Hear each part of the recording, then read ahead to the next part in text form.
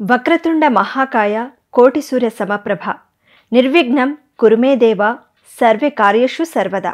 Viewer TV ప్రేక్షకులకు వినాయక చవితి శుభాకాంక్షలు. ఈ నెల సెప్టెంబర్ 7వ తేదీ శనివారం వినాయక చవితి పండుగ. ఈ ఏడాది సప్తముఖ మహాశక్తి గణపతిగా ఖైరతాబాద్ వినాయకుడు కొలువుదీరి పూజలందుకోనున్నాడు. దేశంలో ఎన్ని పండుగలున్నా వినాయక చవితి మాత్రం చాలా ప్రత్యేకం. ఈ బొజ్జ గణపయ్యకు సపరేట్ ఫ్యాన్ బేస్ ఉంటుంది. దేశం మొత్తంలోనే ఘనంగా జరుపుకునే గణేష్ చతుర్థి ఆ మహారాష్ట్రది ప్రథమ స్థానమైతే ఆ తర్వాతి స్థానం తెలంగాణలోని హైదరాబాద్ నగరమనే చెప్పవచ్చు. అది కూడా నగరంలోని ఖైరతాబాద్ మహాగణపతి. గతేడాది ఖైరతాబాద్ వినాయకుడు ప్రపంచ రికార్డు సృష్టించాడు. ఈ ఏడాది కూడా తన రికార్డును తానే బ్రేక్ చేసేందుకు సిద్ధమయ్యాడు. ఈ వరల్డ్ ఫేమస్ ఖైరతాబాద్ గణనాథుడు ప్రపంచవ్యాప్తంగా గుర్తింపు పొందిన ఖైరతాబాద్ వినాయకుడికి విగ్రహం ఈ ఏడాది 70 అడుగులు రూపుదిద్దుకుంది. ఈ ఏడాది పరిస్థితుల ప్రకారం ప్రపంచ శాంతితో పాటు అందరికీ ఆయురారోగ్యాలు కలిగేందుకు సప్తముఖ గణపయ్యను పూజించాలని దివ్యజ్ఞాన సిద్ధాంతి గౌరీ భట్ల విఠల శర్మ సూచించారు. ఆయన సూచనల మేరకు ఈ ఏడాది సప్తముఖాలతో వినాయకుడిని ఉత్సవ కమిటీ తయారు చేసింది. 7 తలలు, 14 చేతులు, తలలపై నాగసర్పాలు, పీఠం అన్నీ కలిపి 70 అడుగుల ఎత్తులో భారీ లంబోదరుడు కొలువుదీరనున్నాడు. ఇంత ప్రత్యేకతను సంతరించుకున్న ఖైరతాబాద్ బొజ్జ గణపయ్య హిస్టరీ ఏంటి? ఈయన ప్రత్యేకత ఏంటో ఒకసారి చూద్దాం. 1954లో ఖైరతాబాద్ నియోజకవర్గ కౌన్సిలర్గా ఉన్న సింగరి శంకరయ్య ఈ గణేష్ ఉత్సవాలను నిర్వహించడం ప్రారంభించారు. 1954లో కేవలం ఒకే ఒక్క అడుగు ఎత్తు విగ్రహంతో ఈ ఉత్సవాలను మొదలుపెట్టారు.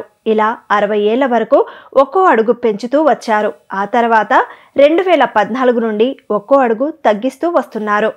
విగ్రహం ఎత్తు తగ్గినా రూపకల్పనలో మాత్రం ప్రతి ఏడాది వైవిధ్యతను చాటుతున్నారు.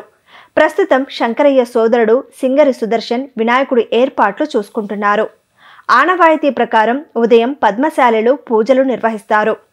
60 అడుగుల భారీ చేనేత నూలు కండువా, 60 అడుగుల గాయత్రి యజ్ఞోపవీతాన్ని చేనేత కార్మికులు ప్రత్యేకంగా చేయించి ఖైరతాబాద్ గణనాథునికి సమర్పిస్తారు. ఖైరతాబాద్ గణనాథుని విశేషాలు కూడా చాలా ఉన్నాయి. అప్పట్లో హైదరాబాద్ నగరమంతా వినాయకులను నిమజ్జనం చేసినా ఇక్కడ మాత్రం 20 నుంచి నెల రోజుల వరకు ఉత్సవాలు నిర్వహించేవారు. 1960లో ఏనుగుపై ఊరేగిస్తూ సాగర్కు తీసుకెళ్లి నిమజ్జనం చేశారు. 11 అడుగుల విగ్రహాన్ని తయారు చేసినప్పుడు రాష్ట్రంలోని అన్ని ప్రాంతాల నుంచి పెద్ద ఎత్తున ప్రజలు, భక్తులు తరలివచ్చారు. 1982లో భాగ్యనగర్ గణేష్ ఉత్సవ కమిటీ ఖైరతాబాద్ ఉత్సవ నిర్వాహకులను కలిసి 11 రోజులకే నిమజ్జనం చేసేలా ఒప్పించారు. 2 పడవలను కలిపి వాటిపై విగ్రహాన్ని హుస్సేన్ సాగర్ మధ్యలోకి తీసుకెళ్లి నిమజ్జనం చేశారు. ఇక లడ్డూ తయారీ విషయానికొస్తే మొదటి నుంచి ఇక్కడ లడ్డూ ఏర్పాటు చేయడం లేదు.